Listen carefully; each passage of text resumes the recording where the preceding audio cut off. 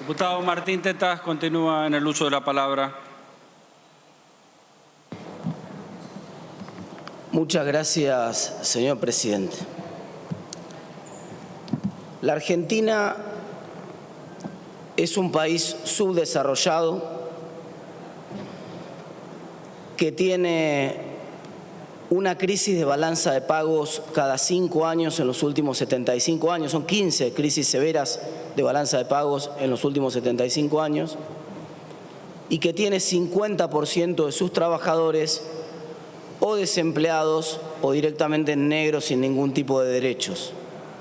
Sin embargo, le ponemos impuestos a la producción, le ponemos impuestos a la generación de dólares y le ponemos impuestos al empleo. Es un contrasentido tan grande como si a alguien se le ocurriera, y toco madera, no quiero dar ideas, para bajar el déficit fiscal, ponerle un impuesto a las vacunas en el medio de la pandemia. Eso es una obviedad. Todo el mundo se da cuenta que en el medio de la pandemia necesitamos que se vacune más gente, no menos, y que el resultado del impuesto sería que se vacune menos gente. Bueno, el resultado del impuesto sobre la generación de dólares es que generamos menos dólares, por lo tanto exportamos menos y la Argentina entonces tiene más recurrencia de crisis de balanza de pagos, pero además tiene un tipo de cambio real de equilibrio mucho más alto, lo que implica salarios reales más bajos para toda la población. Si Argentina no hubiera tenido políticas sistemáticas en contra de las exportaciones en los últimos 75 años, hoy tendríamos cerca de 200.000 millones de dólares de exportaciones y la mitad de la tasa de pobreza de la que tenemos ahora, sin ninguna duda. Pero se ha dicho por parte de algún diputado propinante, el diputado Hackman, por ejemplo, que no se puede al mismo tiempo incrementar los ingresos del fisco, bajar los gastos del fisco y reducir el déficit. Y la verdad que sí se puede, señor presidente, cuando usted pone los impuestos mal. Ahí nosotros enseñamos en la facultad, en la materia de finanzas públicas, algo que se llama optimalidad tributaria.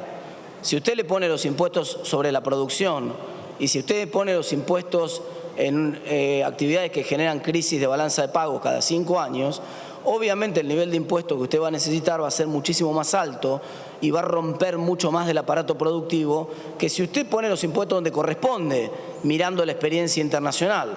Esencialmente en el mundo hay un gran impuesto a los consumos muy parejo, sin ningún tipo de filtraciones o con muy pocas, y un muy buen impuesto a las ganancias con una escala bien progresiva. Este es el modelo que funciona en el mundo. No tratemos de innovar porque este es el modelo que funciona en el mundo.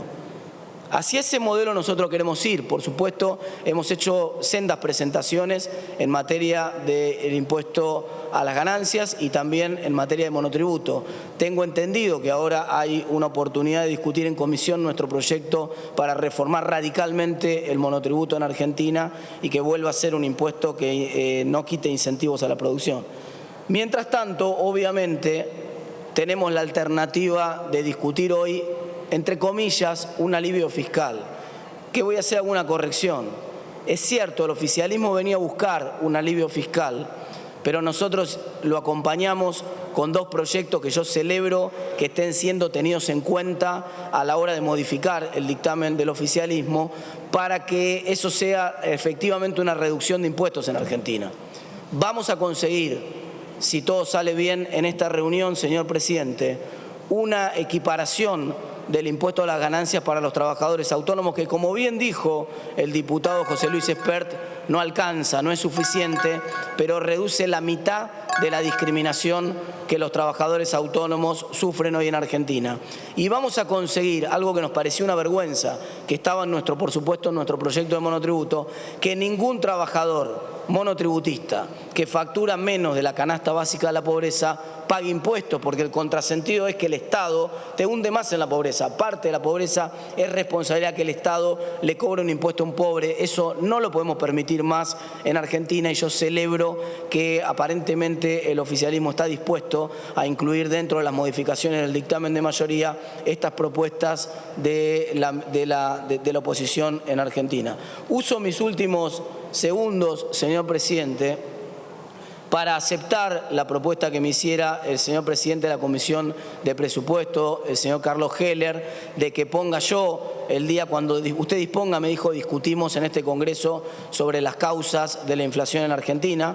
Perfecto, entonces yo dispongo, ya que el señor Heller me lo propuso, que el día martes 28 a las 14 horas él convoque a la reunión de Comisión de Presupuesto y Hacienda para discutir públicamente, puede traer invitados si quiere también, sobre las causas de la inflación en Argentina. Es un debate profundo que además la Constitución nos obliga a dar a nosotros.